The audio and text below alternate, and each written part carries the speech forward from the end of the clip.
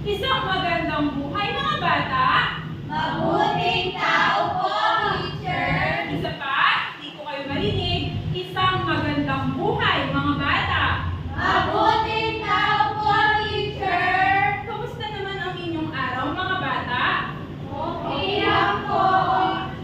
O sige mga bata, ngayon nais kong itaas ninyo ang inyong kanang kamay at mag-thumbs up kung kayo ay masaya, at itaas naman ang kaliwang kamay at mag-thumbs down kung kayo ay malungkot. Sige mga bata.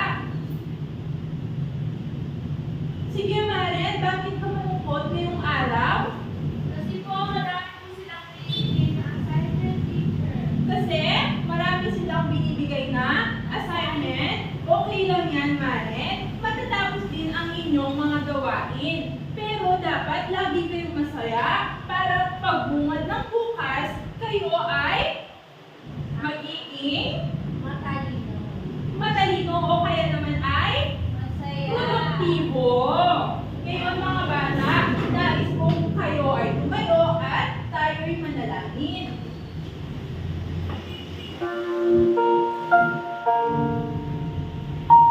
Panginoon, salamat po sa panibagong araw na ito upang kami ay matuto. Buksan niyo po ang aming isipan upang lubos na maintindihan ang aming mga aralin.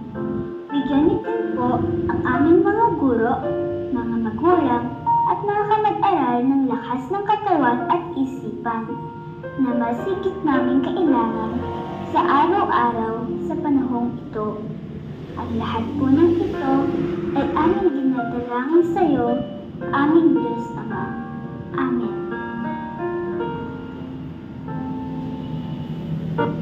Sige mga bata, maaari na kayong umupo. Ngayon mga bata, nais kong tingnan ninyo ang inyong mga katabi kung sila ba ay lumiban. Nariyan ba ang inyong mga katabi? Opo! Mahusay kung ganon. Ngayon naman at ihahayag ang ating mga alituntunin. Unang alituntunin ay makinig sa inyong guro habang siya ay nagsasalita sa harapan. Pangalawang alituntunin, itaas ang iyong kamay kung ikaw ay may gustong sabihin o kaya naman kung gusto mong sumagot.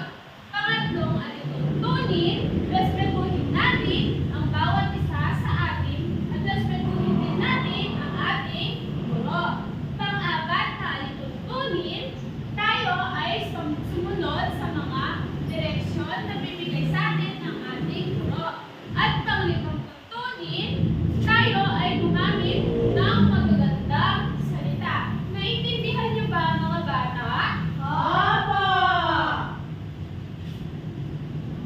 Mga bata, bago tayo magsimula sa ating aralin para sa ngayong araw, tayo muna ay magbalik-aral. Ano nga ba ang napag-aralan natin noong mga nakaraang araw? Tungkol ito sa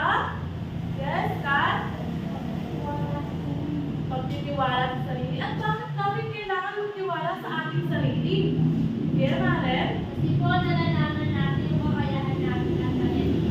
napakahusay naman dahil nalalaman natin ang ating talento at kakayahan. At bago yon, may ipapakita po ng video sa inyo si teacher.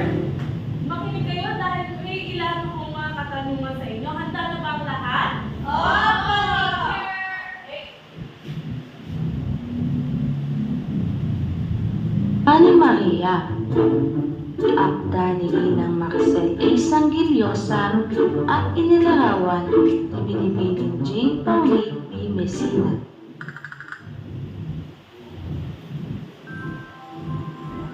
Isang umaga, nagising si Maria na walang naaaninag o nakikita.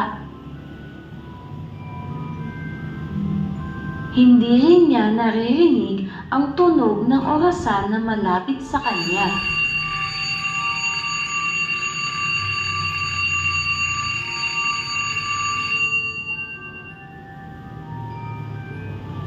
Hindi rin niya naaamoy ang masarap na niluluto ni nanay.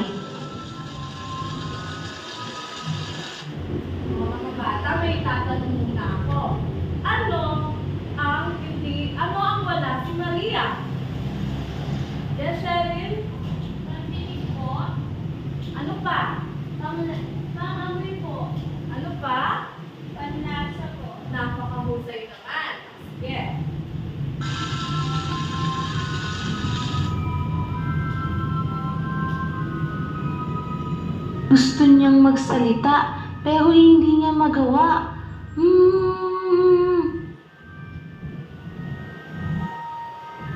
Dahan-dahan niyang itinaas ang dalawa niyang kamay.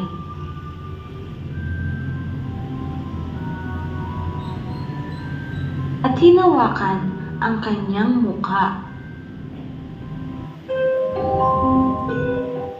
Nagpapapadyak siya at nagiiling para bang sinasabi, nasaan ang mukha ko? Nasaan ang mga mata ko? Nasaan ang mga tenga ko? Nasaan ang ilong ko? Nasaan ang bibig ko? Takot na takot ang nararamdaman ni Maria. Naririto kami! Sabay-sabay na nagpakita ang mga bahagi ng mukha.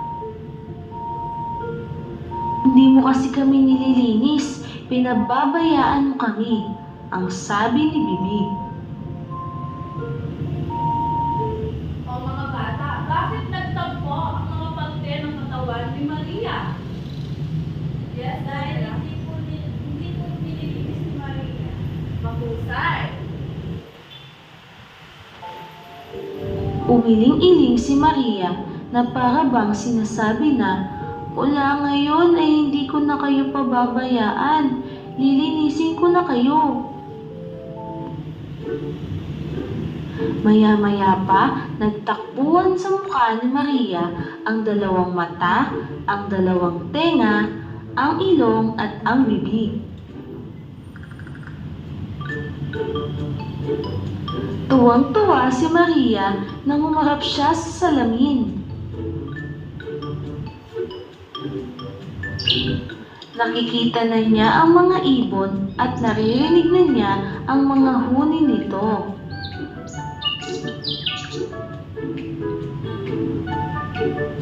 Naaamoy at nakakain na rin niya ang masasarap na pagkain na niluto ni Nanay.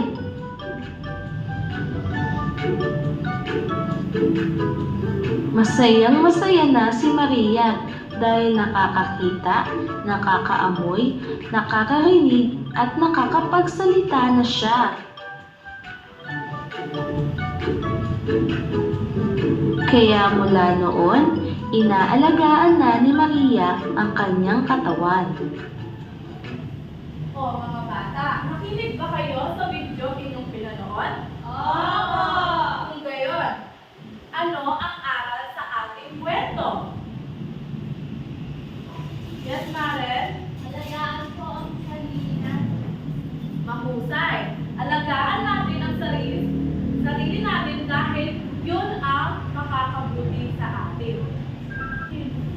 Ayan mga bata, ang ating kanilin ngayong araw ay ang pangangalaga sa sarili. Ngayon, bago tayo mag-umpisa, ilalahad ko muna sa inyo ang mga layunin ng ating aralin. Ayan. Una, nakapagbibigay ng mga patunay ang binubunga ng pangangalaga sa sariling kalusugan at kaligtasan. Ikalawa,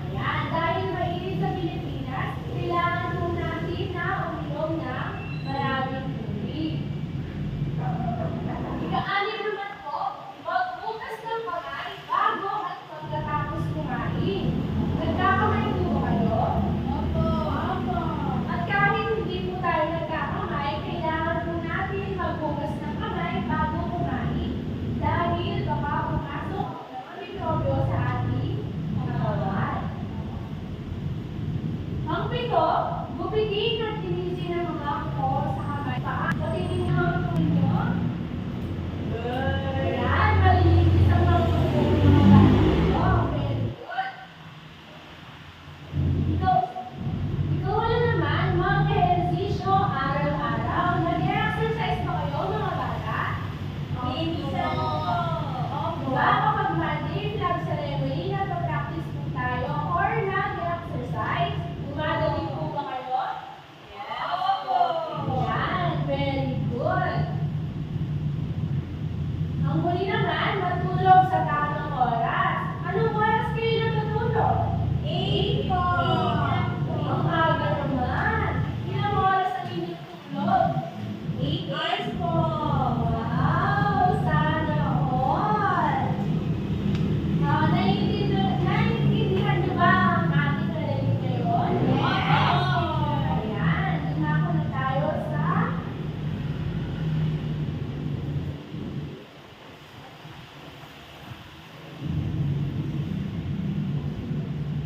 Ngayon mga bata, nakinig ba kayo kay teacher? Opo! Kung gayon, upang malaman ko kung kayo nga ay nakinig, meron akong katanungan. Ano-ano ang mga kailangan gawin upang mapangalagaan ang ating sarili? Magtaas lamang ng kamay ang nais sumagot. Sige, Cheryl. Maligo po everyday. Maligo everyday. Sila? Mag-ehersisyo araw-araw. Sino pa? Atlin? Tulog ng maaga. Mahusay. Sige, Charissa. Kumain po ng gulay. Mahusay mga bata, mukhang nakikinig nga kayo sa ating aralin. Ngayon naman, para sa ating aktibidad, magkakaroon kayo ng demonstrasyon kung paano pangalagaan ang ating sarili. At ito ang inyong rubric sa pagdedemo. 10 puntos kung naipakita ng maayos ang wastong pangangalaga sa sarili. 5 puntos kung bahagyang naipakita ang wastong pangangalaga sa sarili. At 3 puntos kung hindi naipakita ng maayos ang wastong pangangalaga sa sarili. Sinong nais sumagot o mag-demonstrate dito sa harap? Sige, Maren.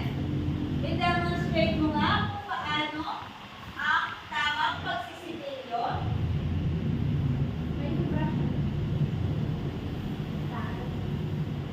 Tama! Sino pa ang nais pumunta dito sa harap? Sige, Cheryl. I-demonstrate mo nga kung paano ang tamang pagsuklay ng buhok o pag-shampoo. Napakahusay naman! Palakpakan naman ninyo ang inyong sarili dahil nalaman nyo kung paano pangalagaan ang ating sarili.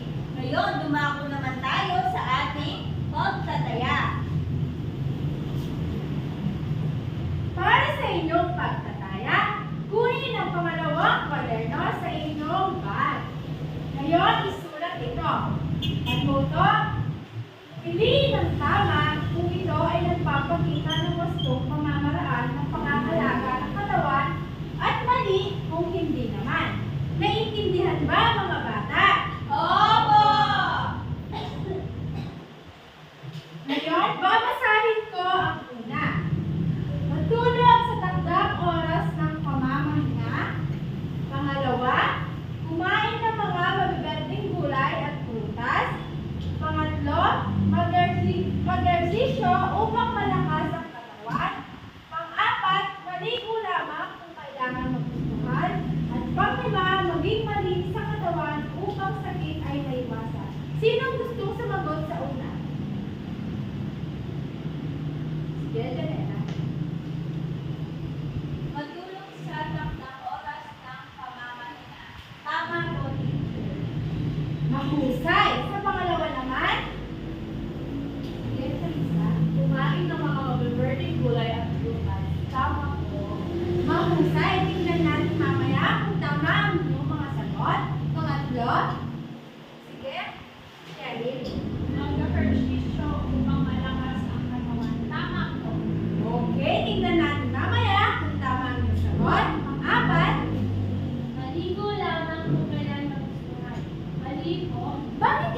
Mali, Maren. Dahil magkakasakit po tayo ng mga pagkain. Tingnan natin mamaya kung tama yung sagot. Baka? Yan. Maging malinis sa katawan upang sakit ay maliwasan. Tama po, Ngayon naman, bakit tama yung sagot? kailangan po natin maging malinis sa katawan para maiwasan yung sakit. Tama. Dahil kung hindi tayo malisan katawan, tayo ay magkakasakit. Tingnan natin kung tama yung mga sagot. Okay! Ang gagaling niyo mga bata. Totoo nga kayo naiintindihan niyo ang lesson. Sa pangalawa naman, ay panuto, i-check ang bilang ng mga larawan na nagpapakita ng pangangalaga sa sarili. Sino unang gusto sumagot sa una?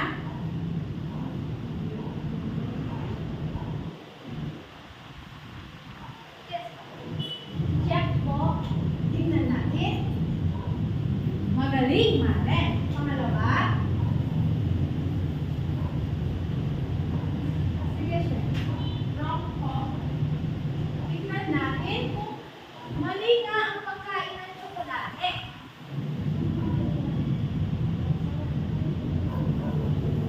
Tama, wala dapat. Correct. Bakit kaya? Kami, sir, sasakit po yung ngipin natin. Tama!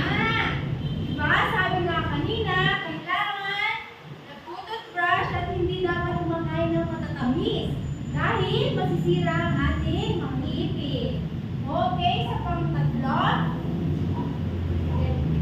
Check po, teacher. tama. Pang-apat, sige, Check po, teacher. tingnan natin. Magaling!